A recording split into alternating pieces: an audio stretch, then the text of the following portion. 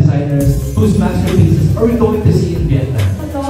We really don't want to give away a lot of hints, but for sure, as all you know, my gown designer has been with me since 2022, and for me, he's really the best designer because he already knows the best cuts and designs for me. So basically, he already understands everything about my anatomy. So we really chose him. I personally chose him because he really knows me. He knows my personality, the way I carry the gown, and I'm just so proud to say that I was able to give inputs for my gown, like for the color that I wanted to wear and for the theme that we decided to go for.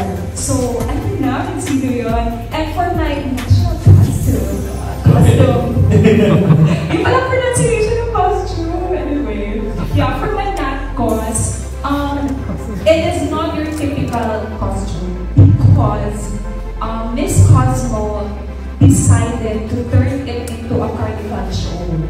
So this is really different. This is something that we really prepared for. It's something that's colorful and unique. And of course, we pay homage to my province, which is Provincia ng Sultan Kudarat. And my NatCos also has two parts. So it has two versions. So the first one is the simplified one. This is we are going to wear it during the costume parade, and the other one is the full set, of course, that we're going to wear during the main carnival show. So, yun lang muna for today. Saan episode kayo? Wow, thank you so much for those. So mga kapolitika, inyo pong napanood itong si Chelsea Fernandez dito sa kanyang send-off party para sa Miss Cosmo 2025 na gaganapin sa bansang Vietnam.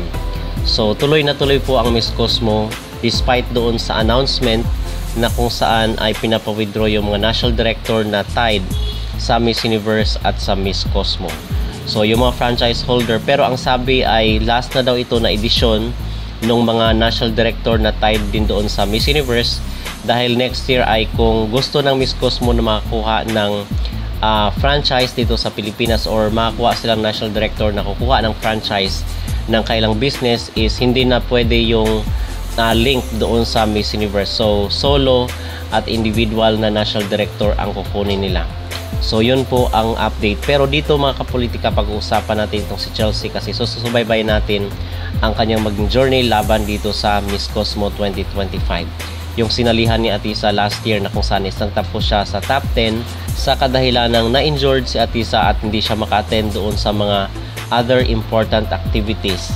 And also, the fact na niluto rin yung resulta ng kompetisyon ng Miss Cosmo 2024. And here comes 2025 na, ay nakita na po natin itong ating maging candidate, maging pambato, magiging representative ng Pilipinas sa Miss Cosmo 2025 na very controversial, most especially yung kailang kinurunahan. Pero ang napansin ng ating mga netizen is mas marami pa ang mga engagement at mga views ni Chelsea Fernandez kung ikukumpara doon sa nanalo sa Miss Cosmo 2024 na si Ketut Primata Julia Street. So ayaw man nating ikumpara itong si Chelsea dito sa nanalo sa Miss Cosmo, ay kitang-kita kung sino ang may tinatawag na global impact. Kasi ito yung sinasabi ni Raul Rucha na sa modernong panahon ngayon, ito na daw yung new era of beauty contest na kinakailangan ay malakas ka sa social media. So tamang-tama itong si Chelsea Fernandez just in case matipuhan siya ni Bawang. Pero para sa ngayon, imposible yun. Antayin na lang po natin sa mga susunod na araw kasi most probably yan is gagamitin si Chelsea para sa kailang social media engagement. Kasi malakas talaga ang Pilipinas pagdating sa mundo ng internet. Andun tayo sa Facebook, sa YouTube, at dito sa TikTok at even sa Twitter, sa Instagram. So ganun yun mga kapolitika. So abangan natin ang maging laban ni Chelsea Fernandez dito sa Miss Cosmo 2025. And I hope mga kapolitika na hindi sayangin ng Miss Cosmo itong ating pambato na si Chelsea kasi siya ay isang high caliber na candidate. At doon din pala sa page ng Miss Cosmo ay umabot ng 2 million views itong si Chelsea Fernandez. Indikasyon na siya lang may pinakamaraming views kung ikukumpara doon sa ibang candidate at even dito sa nanalo sa Miss Cosmo 2024. So sana ay wag sayangin ni Bawang itong ating manok sa Miss Cosmo. Okay, so yun ang ating masasabi at ating maging reaksyon. Ano po ang inyong opinion mga kapolitika dito sa send-off party ni Chelsea Fernandez at the fact na siya ang may pinakamaraming views dito sa page ng Miss Cosmo? At malaki nga ba ang tsansa ni Chelsea na maiuwi niya ang corona ng nasabing beauty contest? Mag-comment down below at huwag kalimutang mag-like at mag-subscribe na rin kayo para updated kayo sa ating mga latest issue. Hello, Philippines. Hello! It feels so great to be interviewed by Thai Sashes. I think this is my first time to hold this mic. Yeah, first time to meet Thai Sashes. How did you feel out of Vietnam? Oh, actually, this is my 4th time. And they say that 4 times the charm, right? And even though this is my 4th time, I still want to explore more, to discover more about this beautiful country, and definitely immerse myself in its culture. Because if I do that, I will grow and learn more about this beautiful country. So, very excited. I'm over the moon right now. Very, very happy. And I cannot wait also to meet all of the delegates for this year's edition. I am not sure, but I think we're 80 plus candidates, if I'm not mistaken. So, we're really a lot, but I hope to meet them and just bond with them. I'll just enjoy this competition, even though this is still a competition.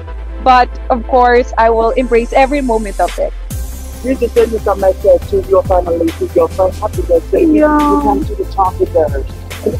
Ay, of course, sa aking pong mga kababayan, lalo't lalo na sa aking mga kaibigan at pamilya. Andito na po ako sa bansa ng Vietnam, and I am carrying our flag, the Philippines, and I cannot wait to shout our country on that international stage and make you proud once again. Thank you. Thank you, Tom. I'm wearing Aoda and non-lab, but this is designed by, of course, by a Filipino designer and styled by Sir Edge. I hope you like it because I really chose this color. This is my favorite hue, like light blue. So I hope it's so fun. Do you like it? Yes, I like it too. Thank you. Wow.